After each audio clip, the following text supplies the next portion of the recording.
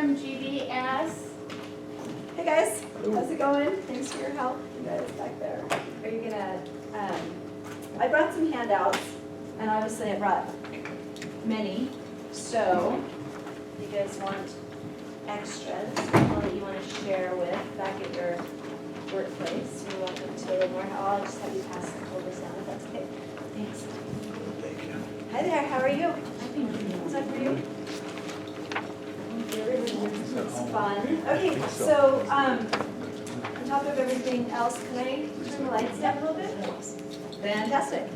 All right, thanks you guys for sharing part of your morning with me. I know it's hard to pull away from work oftentimes. So this is actually a pretty long presentation, and I really used some help here to get audio to work. And some of the audio pieces that I have are much more interesting than I am. So we'll see how much we can actually get through today. But basically, wanted to talk about just generally living a healthier lifestyle. And from anybody's perspective in the room, anybody desire to live a little more healthy than they are now? Or are you guys happy right where you are?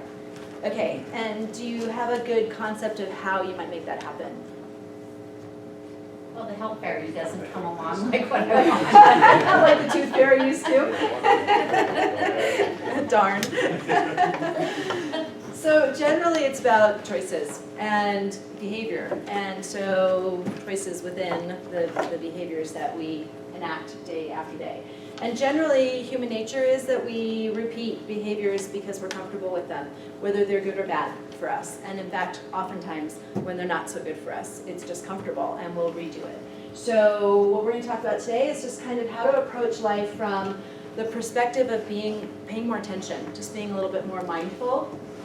So what is well-being? We'll review a mindful approach for life. And then methods of managing stress, if stress is an issue for you guys. Anybody stress an issue for you? No. No.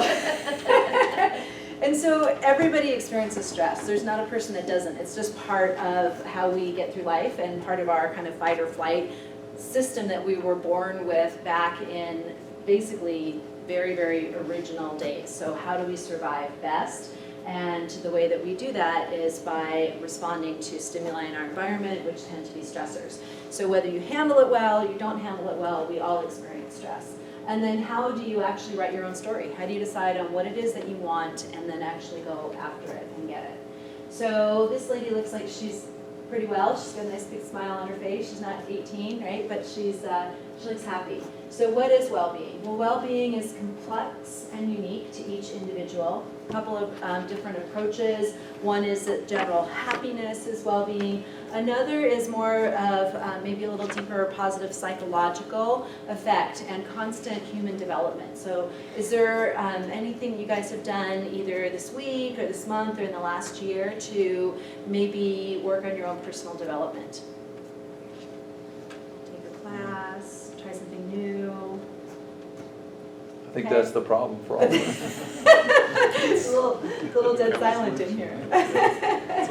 So maybe consider that. Consider investing in yourself because it's worth it. So who is the World Health Organization? They define health as a state of complete physical, mental, and social well-being, not just the absence of having disease. So what is well-being then? Is it just basically a state of equilibrium between challenges that we have in life and the resources that we have to meet those challenges? And a lot of people will argue that that is actually what well-being is. So as you kind of go through this morning's lecture, think about what your resources are, what you can rely on, and how do we live our lives in a way that consistently shifts us away from distress and frustration toward more health and satisfaction. I will say that's something that I work on constantly. It's just something that we kind of need to remind ourselves, you know, how we're reacting to situations. So I drove a long way this morning to get here today, and my drive was beautiful. I mean, we live in one of the most incredible places. Has anybody lived anywhere outside of Utah in the room? A couple of you guys, okay, good, maybe half of you guys. Anybody feel like you're just in the best place in the country? I do. This is amazing, and I've lived coast to coast. So I've lived on the east, I've lived on the west, I've lived in Chicago, and I've traveled a lot, and we are really lucky. So on my drive today, there was a lot of traffic. For Utah, there's a lot of traffic, not for California and some other parts of the country. But it was trafficy, and so I could have focused on that, right? These people are in my way, big truck, can't see around it. Or what I did try and focus on was the light. Like the sun coming up this morning was magnificent, and when the sun hits in a certain way and it finds a tree or a mountain, it's something that is exciting for me. So it's kind of finding that choice of how am I going to approach my life. So could you welcome hard work to build self-efficacy? And self-efficacy is mastery of a skill, right? So each one of you are here today because you work for the county and you have a skill that's valuable to the county and the people that live here. So how did you master that particular skill that brought you here today? Usually took maybe some education, maybe a little effort. Embrace discomfort to master hill climbing. Anybody kind of feel like they like to get out in the hills? Or that's one of the best parts I think about Utah is the mountains. You can live in Iowa. Choose fruits, vegetables, nuts, and legumes over cheese, wheat, and meat. That's kind of a tough one for our country in general. And why is that question there? What's wrong with cheese, wheat, and meat? Nothing? I don't even know why we're discussing it. It tastes delicious. But they're acidic foods, and our body has this chemical balance, a pH balance, and too much acidity is related with chronic disease, specifically heart disease and cancers and other things like that. So a little bit is okay, too much is not so good, and our country really encourages a lot. So just kind of finding balance. Put yourself first. Being your best is only your responsibility, right? So if you're not feeling good about yourself or your contribution or your health or your decisions, look inside. And then being mindful. We'll talk a little bit more about the being mindful piece. So if you could do any of those things, do you believe that you would emerge with a sense of accomplishment and peace to achieve well-being? And why am I asking that question about believing? So one of the things that I do besides the job that brought me here to see you guys today is I teach a little bit at the University of Utah. I teach a small group of graduate students about well-being and well-coaching with individuals. And one of the key components to that is this part of our body right here. It's our brain and what we really think, because our thoughts, study after study after study, create the pathways and the directions we take in our life. So if we think negatively about ourselves or about a situation, we tend to have a negative outcome. And one of the best ways to look at that study is who gets a flu shot. Okay, awesome, most of you guys, great. Do you go in and get your flu shot because you believe it's going to protect you from getting the flu? Or has anybody in the room gotten a flu shot and still gotten the flu? My boss That makes me get it. That happens. Okay. That happens. So if we believe that the flu shot is going to prevent us from getting the flu, we will be much more likely than a person that goes because their spouse or their doctor said, you got to go get your flu shot because it's important, or you work for an airline, you got to go get your flu shot, and you're like, oh, okay, I got to get my flu shot, I really don't believe in it. I'm not going to have as much success as the people that believe in it. So that is truly just power of our thought. So talking of thought, mindful approach to life. What is a mindful approach to life? And so there's a physician called John Kabat-Zinn from the University of Massachusetts who brought to this country this idea of being mindful. And his definition is deliberately paying attention without judgment, no fault, blame, or guilt.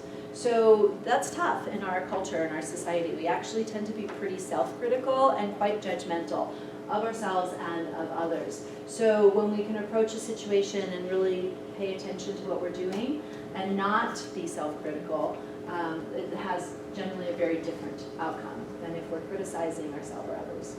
Awareness of what is present for you mentally, emotionally, and physically in each moment, and then cultivating the possibility of freeing yourself from reactive, habitual patterns of thinking, feeling, and acting. So again, I mentioned we're humans, right? Human nature, and we tend to be habitual. We like habit. So we can change our habits. That's kind of the cool thing there. And through time, we get to experience things like balance, creating better choices, developing wisdom, and then hopefully just an acceptance of what is. How many of you have tried that? Kind of taken a look in this just immediate moment, and maybe for a second we'll all do that, and accept exactly as you are, with the idea, the notion that we're all here for a reason, and that we came to this moment, whether we're happy with it or not, for a specific reason, and an acceptance of that creates a kind of a grace that you can give yourself. So mindful eating, we'll go over eating, we'll talk about movement, we'll talk about maybe sleep, I think is in here. So can anybody give me an example of just mindless eating? Yeah. When you're bored and you just want something to do, so you eat. Yeah, eating out of boredom, for sure. My desk right now. How about, I don't know how many of you guys sit at a desk during the day, but anybody eat lunch at their desk? Yep, in the car. Do you know that there's a statistic that says something like 40% of food in this country is eaten from the car? I think it's 20%, but it's a pretty big amount of food to be eating in the car. Okay, and what then would be intuitive eating?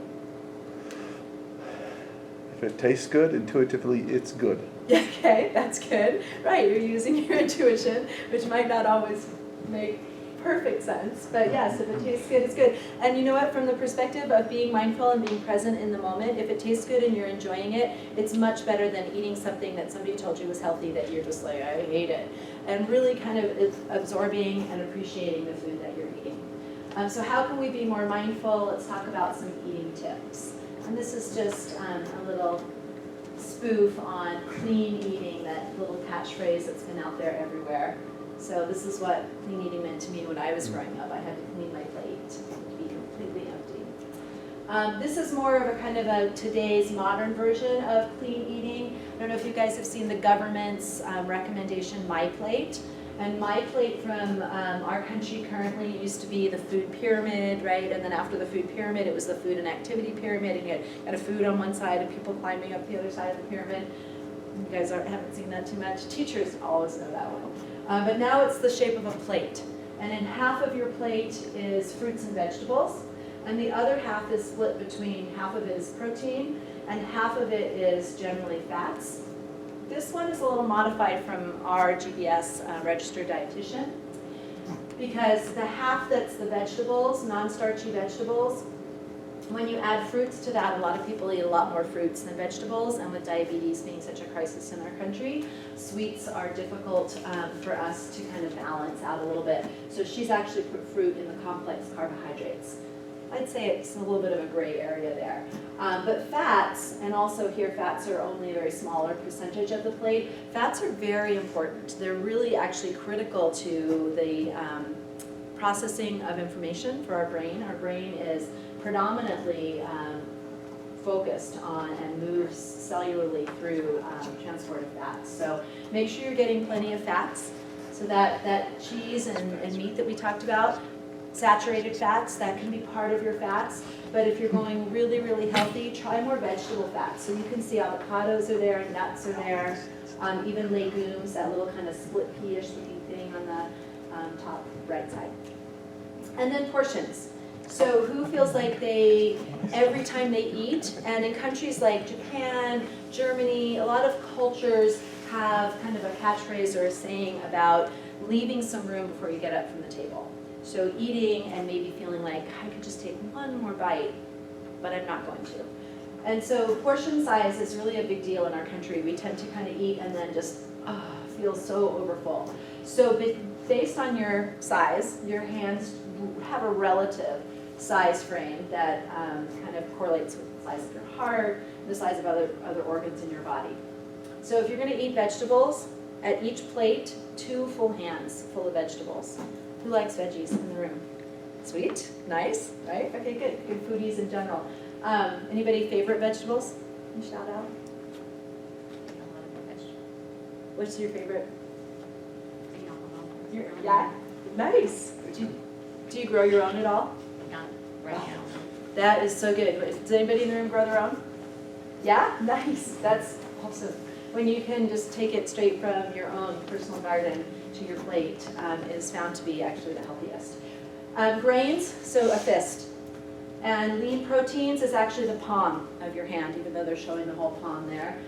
Fruit, another fist. And then fats and oils, just this much right here. Just the thumb size. But don't forget about them. That's worse. Definitely. What's that? I missed the good stuff. Okay, so change happens on the inside first. Develop a peaceful and healthy relationship with food. Life must be lived. So that goes back to, if it tastes good and you're enjoying it, enjoy it. Let yourself enjoy it.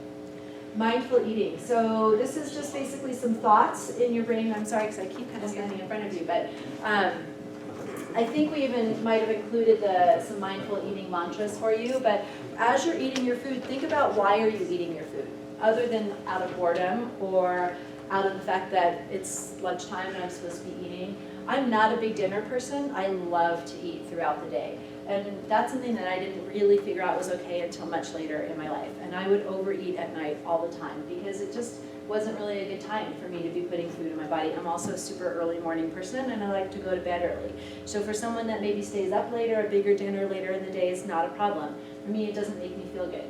So what are you talking about when you're putting food in your body? I'm eating to nourish and bring myself energy.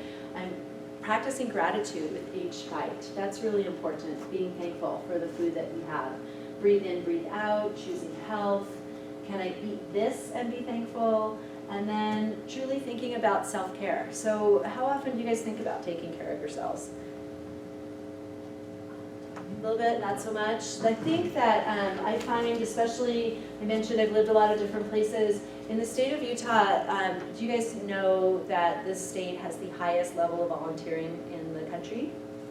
There is very much a very cultural aspect of giving back to your community, which is beautiful, and taking care of your family. But in that process, we sometimes forget to take care of ourselves. So make sure that, that you remember to take care of yourself first. Okay, Michael Pollan is a professor, journalist. He's written books on eating and loving to eat and not eating so healthfully, but his general, very often quoted comment is eat food, mostly plants, not too much. Okay, mindful exercise, being present while being active and exercising.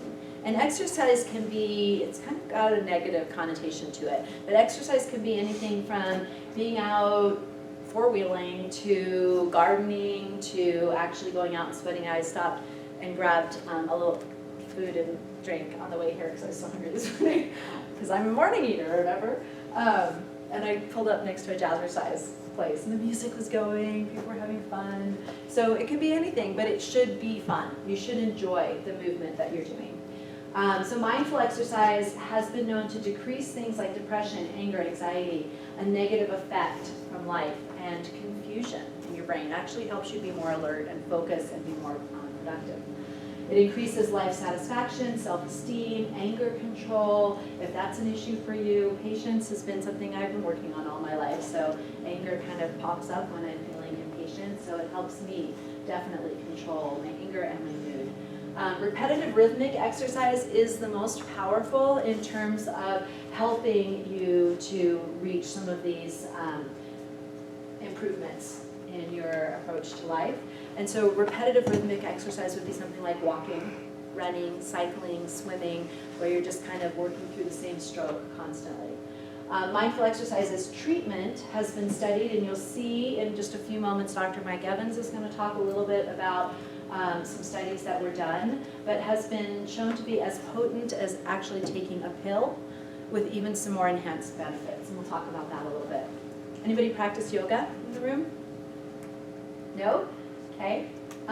So practicing yoga also helps the mind-body connection and helps you bring focus and clarity to your brain. Another little quip here. I exercised once, but I found I was allergic to it. My skin flushed, my heart raced, I got sweaty and short of breath. Very dangerous. So in contrast to this, I had a great friend who passed away from ALS. I don't know if you know, or any of you are familiar with Lou Gehrig's disease. It tends to hit younger men more than women. He was in his early to mid-30s. And as he was going through the process, it's basically neuromuscular, and your brain kind of stops sending messages, and it starts in the fingers and the toes, and then basically comes all the way in until you can't inhale and exhale anymore. And so he passed away. It's been almost 20 years now, so I'm about 100. But basically, one of the things that he was was missing most as he went through the progression of his disease was this ability to just sweat and exercise. So appreciate it when you're feeling hot and sweaty, maybe a little short breath. Oops. Okay, oh, I was going to skip right over Mike. So let's see if I might need to touch that. I'm sitting right under the AC, I like it. Oh, wrong screen. Hang on.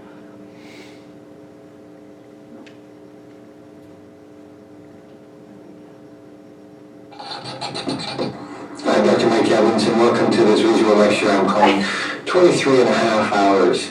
So I have a big interest in preventive medicine, which can mean a lot of things from, cancer screening to eating more fiber to having a good social network, and I mean that in the old sense of the word.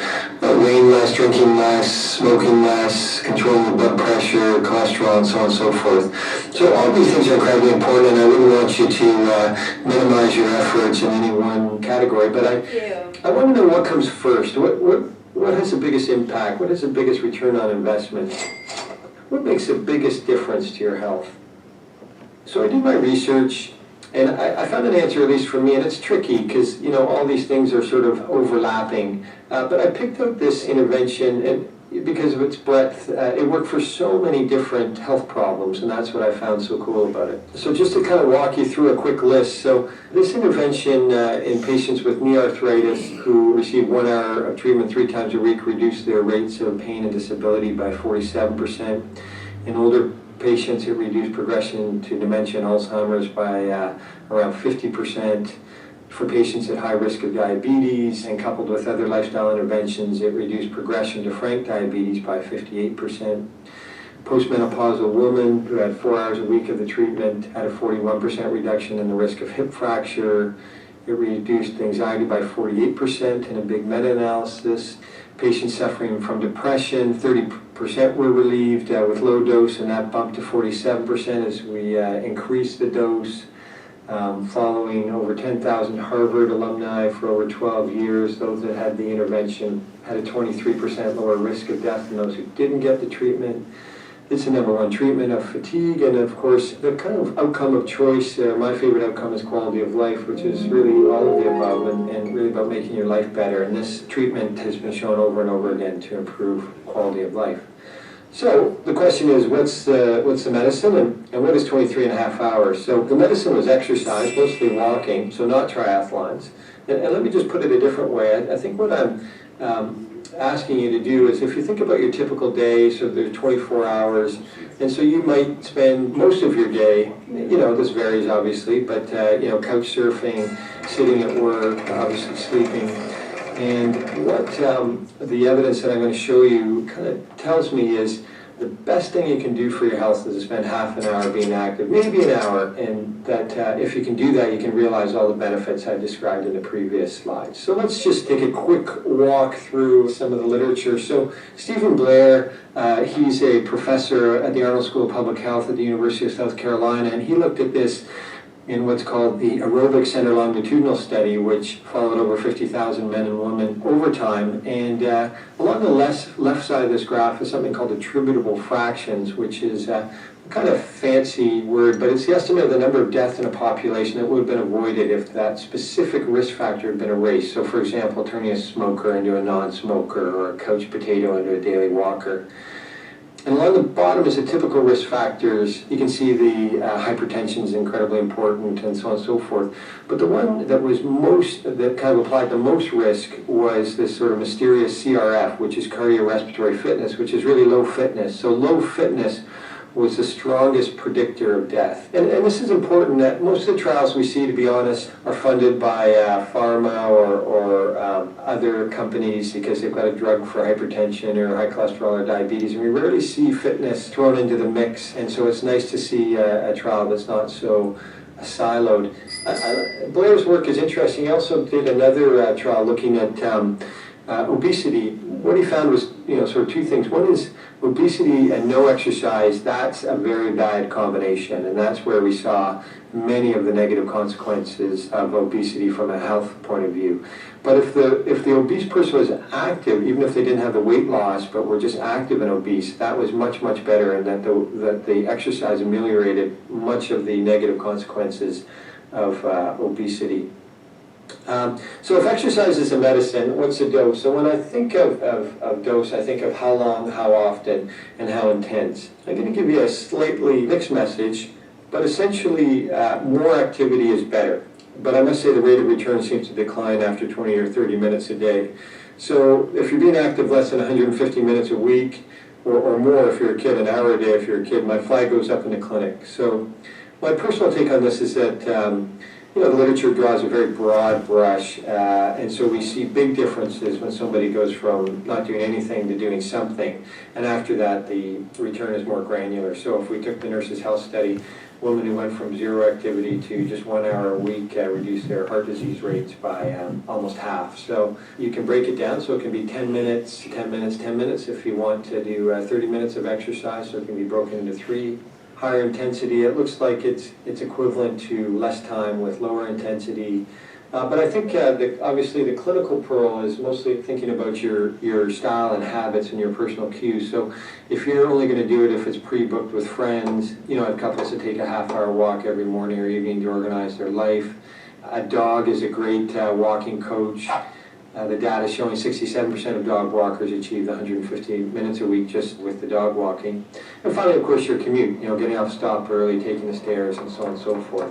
So thinking about that, I'm just going to walk you through some quick slices of the literature. The first one comes from Japan. In the 90s, Japan required all employers to conduct annual health screens for their employees. And so a large gas company in Japan called Osaka used this to answer a great question. So if people's walk to work was longer, did that reduce their chance of serious health problems? So in this example, high blood pressure. And what they found is under 10-minute walk, no difference. 11 to 20-minute walk, 12% reduction in rates of high blood pressure or hypertension. And over 21-minute walk, a 29% decrease in rates of high blood pressure. So the authors calculated that for every increase of 10 minutes in your walk to work, there was a 12% reduction in the likelihood of getting high blood pressure. The second exhibit is looking at stents. So this is something we commonly do down medicine. So you can see on the left here, the artery is blocked. On the right, a vascular surgeon's gone in and put in a balloon, opened it up, and left a stent to keep it open, which makes great sense. So a German researcher named Rainer Hambrecht looked at this with about 100 cardiac patients. He got half the group to exercise, and by that I mean 20 minutes a day on an exercise bicycle, and then once weekly 60-minute aerobics class. And the other half got the high-tech stent and just their sort of normal activity. And after 1 year, 88% of the exercises were event-free compared to 70% of the people that got a stent. So both worked, but I find it sort of incredible that the low-tech made a bigger difference. And you have to remember that the stent just fixes one part of the heart. The next way to think about it is the reverse, so what I call sitting disease. We know that being sedentary is bad for your health, but a researcher named Leonard Veerman wanted to quantify this, and he did so down in Australia in a big study that he did there. They found, compared with persons who watch no TV, those who spend a lifetime average of 6 hours a day watching TV can expect to live about 5 years left. I mean, that's incredible. But then I think, who watches 6 hours a day of TV? And it turns out the average adult in the USA spends about 5 hours a day watching TV or screens. So I find this fascinating that we never think of the TV as something that's bad for our health, but clearly it's as powerful as many other risk factors for chronic disease. So I'm just going to leave you with, I guess, 2 quotes. So one is Jerry Garcia, the singer who was the lead singer for the Grateful Dead, and he said, somebody has to do something. It's just incredibly pathetic that it has to be us. And I think that's true, that in some ways it has to be us. As Hippocrates said, walking is man's best medicine. And so I'm going to finish by asking you a question. And this may have some personal challenges for you. So, you might be very busy with work or kids or both, and you may be in pain or have other priorities. But my question to you is, can you limit your sitting and sleeping to just 23 and a half hours a day? So something to think about. Thank you very much. All right. How many of you guys are active in your job for the county? You're lucky. How many of you guys sit at a desk most of the time? Okay, that's tough. It is really tough. And some of our toughest clients that we work with are commercial transport. They drive trucks. And so for them, they only make more money if they sit more, right? And we know now that that sedentary factor of life is as bad for us as we didn't know smoking was back in the 60s. So I really encourage you to get up and move around. One of the best ways to do that, who drinks a lot of water during their day, hydrates really well. Good.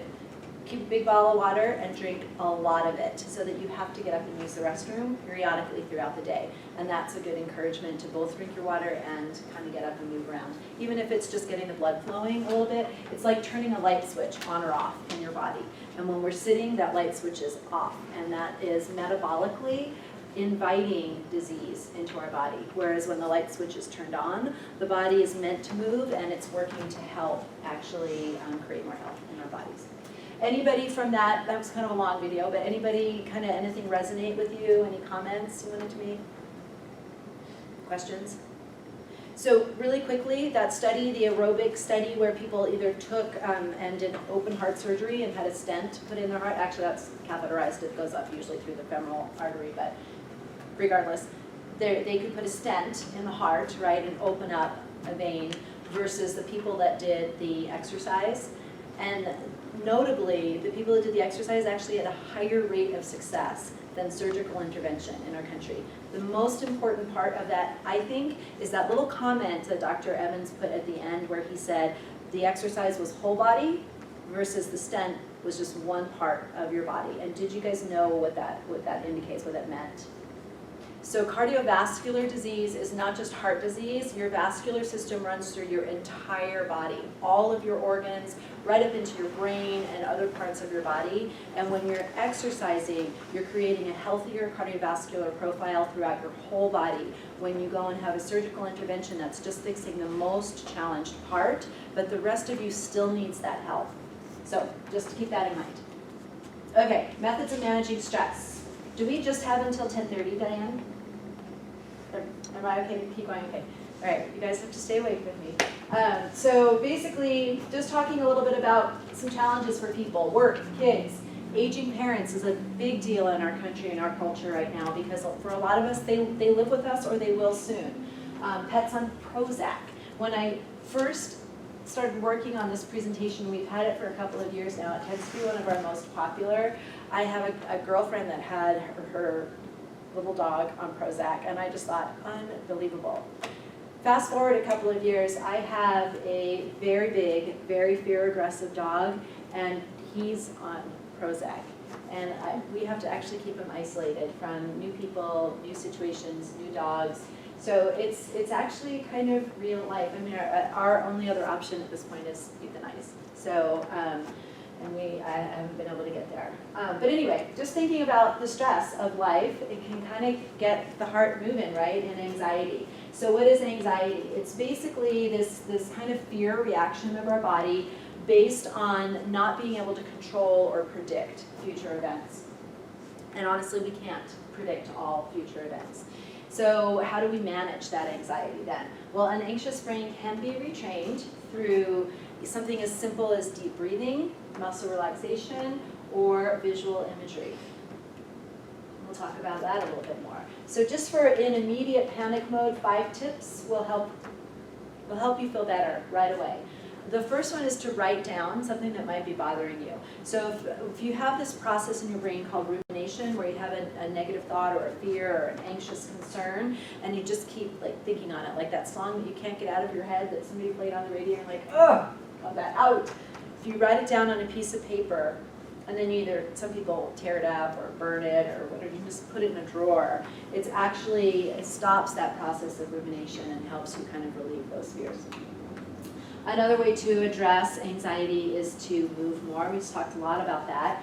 Be your own best friend, so positive self-talk. Actually, instead of, again, that self-critical judgment that we sometimes place on ourselves, to actually give yourself some really good talk, to say something to the effect of, I know I'm a worrier, but things always tend to work out, or I have the appropriate resources. I'm smart enough, I'm competent, I have support from my family or my friends, I can figure this out.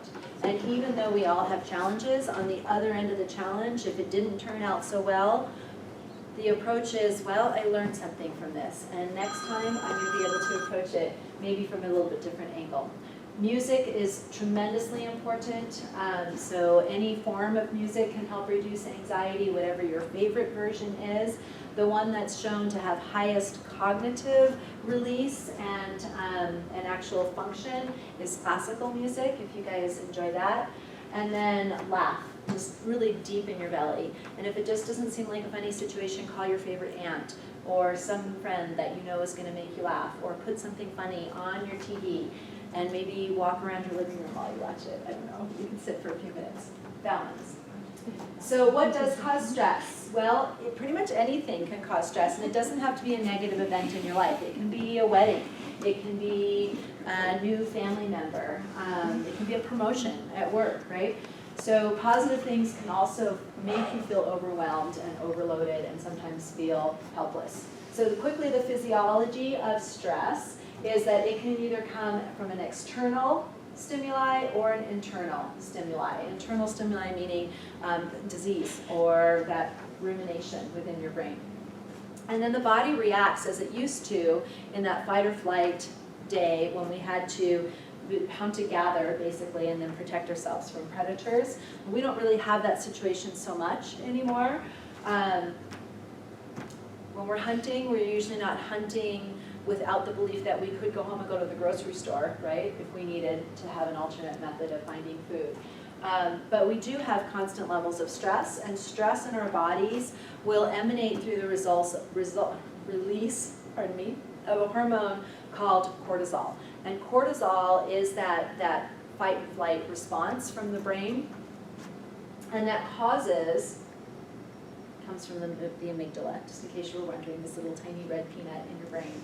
And it is small. It's not like your big prefrontal cortex, which is our more logical process forming method of thought. The amygdala is immediate reaction. So that's kind of why we're pointing it out there. If you pause and give yourself a breath, you'll have a much different response. But the physiology of that immediate reaction is you release first epinephrine, then norepinephrine, glucocorticoids, which actually cause inflammation in your body and reduce your immune system's helpful activities. Aldosterone will increase your blood pressure, and then cortisol increases your heart rate, increases your blood pressure, increases, I'm having a hard time speaking. I know I'm running out of time a little bit. Your blood glucose, and then serum lipids are your cholesterols, your fats, basically. And all of that increases your propensity toward obesity and inflammation in the body. Why is inflammation bad in the body? It does cause pain, absolutely. Yep. And I heard something over here. You said it hurts. It hurts. Okay, so both very similar reaction. Yeah. So an inflammatory response is definitely can be a protective response in our body, but in general, inflammation from the very kind of microscopic, even cellular level, is something that can be a very high precursor to disease and things like cancers as well. So the association between stress and disease is huge. Your blood sugar levels, as they increase due to that cortisol release, will give you a higher propensity toward diabetes. Your serum lipids, your fats, will give you a higher propensity toward cardiovascular disease. And then a suppressed immune system will lead to things like viruses, we talked about cancer, bacterial infections. So what characteristics mark people who thrive in the face of risk factors or adversity as opposed to those who succumb to more destructive behaviors? And this is a little bit akin to what I was talking about with the whole fact that we all have stress, right? And we just react to it differently. So, and what stresses me out doesn't necessarily stress you out, right? So we all have different things that will affect us differently. Bottom line, we're all in an environment that's constantly changing. There's a group of individuals in this room. Our reaction to those individuals is going to be changing based on the time of day and how that individual responds and reacts to us. So it is our choice to determine how we're going to respond to all of the stimuli in our environment. We know that people that tend to be more successful and more healthy have a higher level of optimism. They approach life with more positivity, and they have a really strong level of resilience. So can anybody give me an example of resilience that they've seen, maybe something that you guys felt individually that you did that showed your own resilience, or someone, a friend, a family member. So I can get started, and if something comes to mind, shout it out. But resilience is basically that Chubbawamba song, I get knocked down, but I get up again, that song, right? So you get pushed over, or you get some obstacle, but you manage to like climb over it, right? I don't sing, sorry, obviously. Wish I did. But that it's the ability to get through or over or around adversity in our life and not feel like you're knocked down so hard that you just can't get back up, which a lot of people go through, and then that is connected back to depression and other types of things. So this resiliency model is now used across the country and even internationally. It was actually created by a professor, Glenn Richardson, at the University of Utah, right here in our home state. And what he's talking about is this kind of circle here over on the left, bio, psycho, spiritual, homeostasis. So homeostasis is the state that our body likes to be in, and we all have that. And we all kind of have this. It's pretty unique individually, but similar across our entire human race. The body just likes its norm. It's kind of that comfort level with our habits, whether they're good or they're bad. So what happens is we kind of walk around through our day, and then something intervenes. And it could be, we thought we were going to have a great sunny day, and all of a sudden it snowed in September. Is this September yet? It is the first day of September, right? Right? And then we're like slipping all over the road, or we're just not ready for it, and it can stress us out, cause disruption, or it can be something much bigger than that, right? The loss of a close friend or family member. And so in general, we first have that disruption, these stressors from life. And we also have that level of protective factor that could kind of keep us in our level of homeostasis. But sometimes the disruption is too bad, or our protective factors aren't in place the way that they need to be. We're not feeling good about ourselves, or it's something much more serious. So then this disruption kind of pulls us down out of our level of balance and homeostasis. So from disruption, we then need to reintegrate to bring ourselves back to homeostasis. And what happens is different people respond differently to this reintegration. And some people go through a process of dysfunctional reintegration. They go through a process of addiction, or they go through depression, or they just kind of can't pick themselves back up. Or, as I mentioned, it can be a great, tremendous loss. And then they work on reintegration with loss. And so neither one of them kind of brings them back into that position of homeostasis. Then you're kind of in this no man's land of some serious health concerns.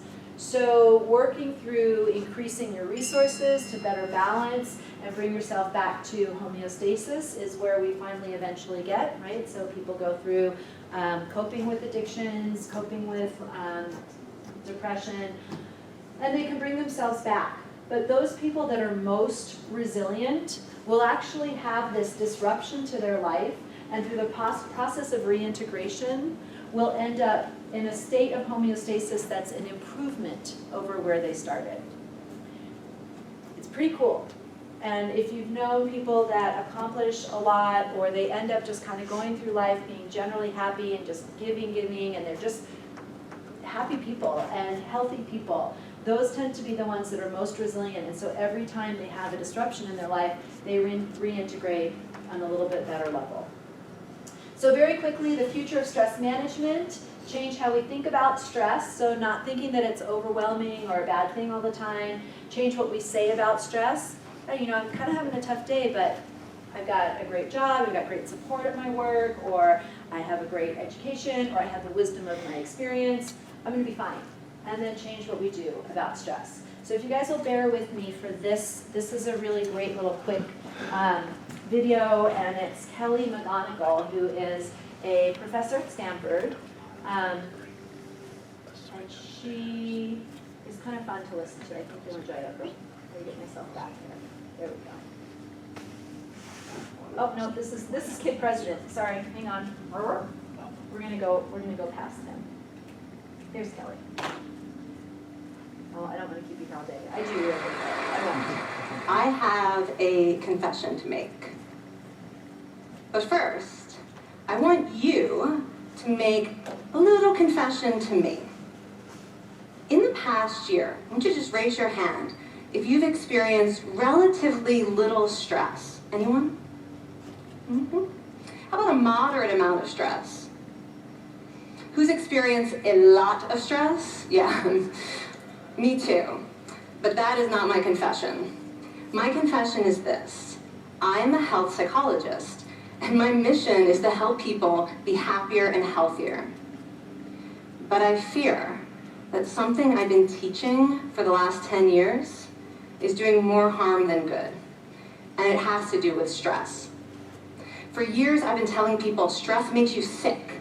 It increases the risk of everything from the common cold to cardiovascular disease. Basically, I've turned stress into the enemy. But I've changed my mind about stress. And today, I want to change yours. Let me start with the study that made me rethink my whole approach to stress. This study tracked 30,000 adults in the United States for 8 years. And they started by asking people, how much stress have you experienced in the last year? They also asked, do you believe that stress is harmful for your health? And then they used public death records to find out who died. Okay, some bad news first. People who experienced a lot of stress in the previous year had a 43% increased risk of dying. But that was only true for the people who also believed that stress is harmful for your health. People who experienced a lot of stress but did not view stress as harmful were no more likely to die. In fact, they had the lowest risk of dying of anyone in the study, including people who had relatively little stress. Now, the researchers estimated that over the 8 years they were tracking deaths, 182,000 Americans died prematurely, not from stress, but from the belief that stress is bad for you. That is over 20,000 deaths a year. Now, if that estimate is correct, that would make believing stress is bad for you the 15th largest cause of death in the United States last year, killing more people than skin cancer, HIV, AIDS, and homicide. You can see why this study freaked me out. Here I've been spending so much energy telling people stress is bad for your health. So this study got me wondering, can changing how you think about stress make you healthier? And here the science says yes. When you change your mind about stress, you can change your body's response to stress. Now, to explain how this works, I want you all to pretend that you are participants in a study designed to stress you out. It's called the social stress test. You come into the laboratory and you're told you have to give a 5-minute impromptu speech on your personal weaknesses to a panel of expert evaluators sitting right in front of you. And to make sure you feel the pressure, there are bright lights and a camera in your face, kind of like this. And the evaluators have been trained to give you discouraging nonverbal feedback, like this.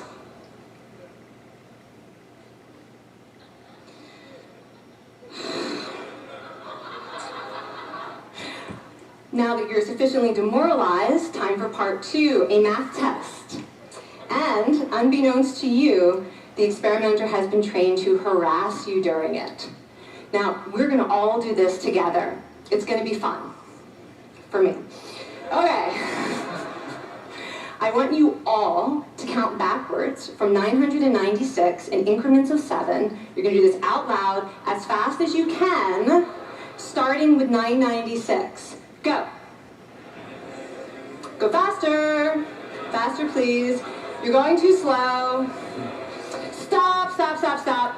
That guy made a mistake. We're gonna have to start all over again. You're not very good at this, are you? Okay, so you get the idea. Now, if you were actually in this study, you'd probably be a little stressed out. Your heart might be pounding, you might be breathing faster, maybe breaking out into a sweat. And normally we interpret these physical changes as anxiety or signs that we aren't coping very well with the pressure. But what if you viewed them instead as signs that your body was energized, was preparing you to meet this challenge? Now that is exactly what participants were told in a study conducted at Harvard University. Before they went through the social stress test, they were taught to rethink their stress response as helpful. That pounding heart is preparing you for action. If you're breathing faster, it's no problem. It's getting more oxygen to your brain. And participants who learned to view the stress response as helpful for their performance, well, they were less stressed out, less anxious, more confident. But the most fascinating finding to me was how their physical stress response changed. Now, in a typical stress response, your heart rate goes up and your blood vessels constrict like this. And this is one of the reasons that chronic stress is sometimes associated with cardiovascular disease. It's not really healthy to be in this state all the time. But in the study, when participants viewed their stress response as helpful, their blood vessels stayed relaxed like this. Their heart was still pounding, but this is a much healthier cardiovascular profile. It actually looks a lot like what happens in moments of joy and courage. Over a lifetime of stressful experiences, this one biological change could be the difference between a stress-induced heart attack at age 50 and living well into your 90s. And this is really what the new science of stress reveals, that how you think about stress matters. What do you think about that? Pretty cool, right? I don't know, we generally always hear about how bad stress is for us. So I'm just going to take a few more minutes. There's kind of little rules and ideas on how you can help manage stress and live more mindfully. But before we do that, your handouts that I gave to you guys, the second page, I believe, says take a deep breath. And this is just a quick breathing exercise. At the end is one that's 2 pages called Guided Imagery, which I recommend you give a try maybe at home. If you like the idea of guided imagery or guided meditation, you can check into an app on your smartphone. There's unlimited amounts of them, but they are tremendous in helping you to just take a moment and refocus. Okay, so if you would, for me, just close your eyes for a moment and humor me. We'll just go through, it'll take a minute or two. We'll go through a breathing exercise. So to begin, just make yourself feel comfortable in your seat. Maybe even feel your connection to your seat and your feet's connection to the floor. And then begin to create an awareness of how you're feeling, mind, body, and spirit. So what are your thoughts? Be they positive or negative? Just being aware, without judgment, without criticism. Maybe you're feeling a little heavy-hearted or tired. Or maybe you're feeling great, terrific, energized. You're sitting up nice and tall. So begin to bring your awareness to your breath. You can even place your hand on your belly and recognize your breath as it enters and leaves your body.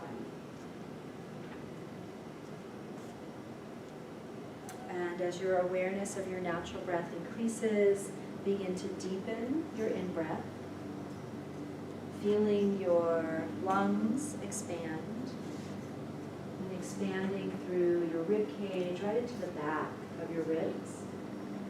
Let your belly expand with your in-breath,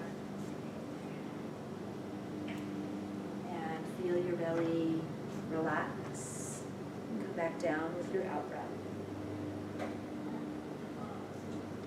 As you breathe in, maybe count to 4, pausing at the top of your inhale, and slowly release your breath, maybe to a count of 6 or even 8. And try this 3 more times. Nice, big, not stressful, but expansive in-breath. An even slower, softer, gentle out-breath.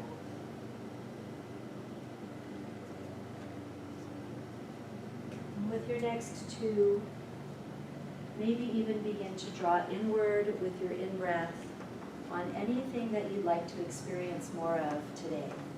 Maybe that's patience, tolerance, compassion.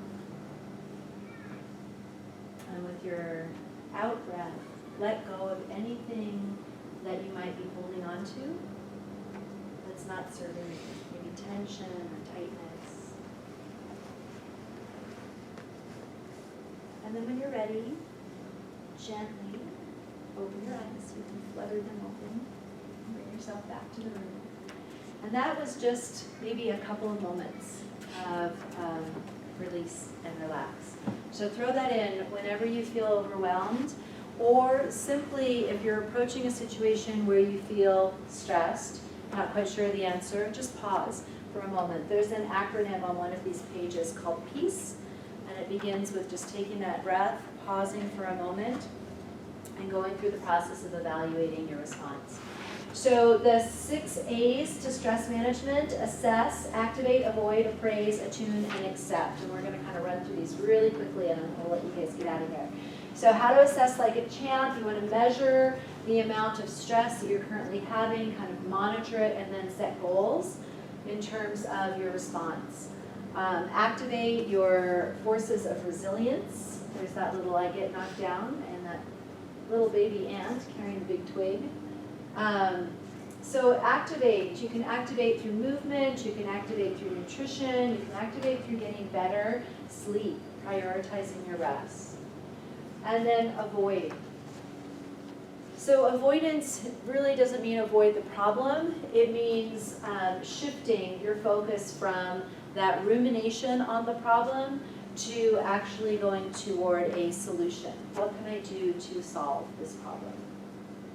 Appraise is taking responsibility, so stepping forward without that judgment, fault, or guilt, and that's toward yourself and others.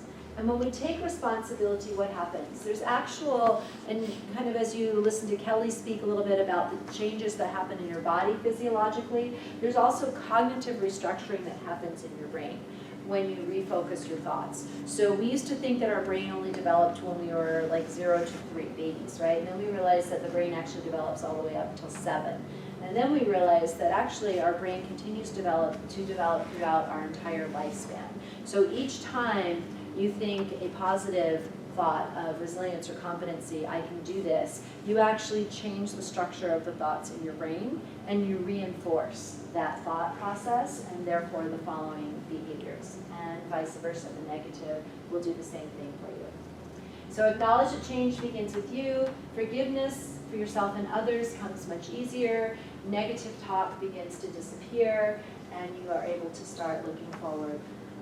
Create a social support network. This is really quite critical. So if you can't really call on friends, you're like, who would I even call on? That happens, especially as we get busier in life. So if that happens, make new friends. Seek out counseling, join a support group, find a mentor at work, get a pet. A pet can be a great friend. And then one of my favorites is this thing that we're so good at in the state of Utah, but give back. Do something nice for someone else. Choose a volunteer group. You can meet some really great people doing something that you like to do. Also part of acceptance is to name, acknowledge that some things just aren't going to change. We all have things in our lives that we really can't control. So learn how to embrace those things. Sometimes this general tendency that we have to push away negativity or discomfort in our lives can actually have the reverse effect, because we draw focus to it by trying to remove ourselves from it, and then that again causes that rumination process. So learn how to just accept some of these things that are a little bit more difficult, and know that sometimes we have to just keep moving. So here's that acronym PEACE. Pause when you feel something is hard. Exhale, let out a deep sigh, weep even in some instances. Acknowledge, find your acceptance, and then choose your response. Use your very own unique clarity, courage, compassion, comedy. We all have a precious and unique approach to life. And then engage, then you act. So balancing the many demands of our daily lives is stressful for everyone. Our reaction to daily stressors dictates the long-run outcomes and will create the stories of our lives. And then this person, Viktor Frankl, is an amazing psychologist from earlier in the 20th century, and he was actually a Holocaust interned and then survivor. Between stimulus and response, there's a space, and in that space is our power to choose our response, and in our response lies our growth and our freedom. These are just some pictures that one of my students put in one of her presentations on overall well-being and kind of the different areas of well-being. We didn't really touch much on financial well-being, but that's critical as well. It can be a tremendous stressor for a lot of people. At GBS, we have presentations that will go into financial wellness as well. Emotional and mental wellness, also very big priority, mental health becoming a crisis of an issue in our country today. Whether that's partly that there's more awareness, the issue is that it's affecting younger and younger parts of our society. So we see a tremendous amount of, in our claims reviews of teenagers experiencing depression, significant depression. So always leave enough time in your life to do something that makes you happy, satisfied, even joyous. Does anybody have a moment of joy that you want to share that's happened recently? Tiffany bringing me my key this morning so I can get out of There you go, right? Okay, sweet. Dan, you're a great audience. All right, so what will your story be? I hope you guys leave here today feeling that you're able to write your own story and choose your responses in the days going forward. Does anybody have any questions? No? Okay, all right.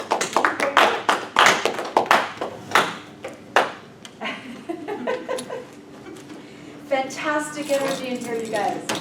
There's more flyers if you want them back. I'll take that top one with me, scribbles, sorry.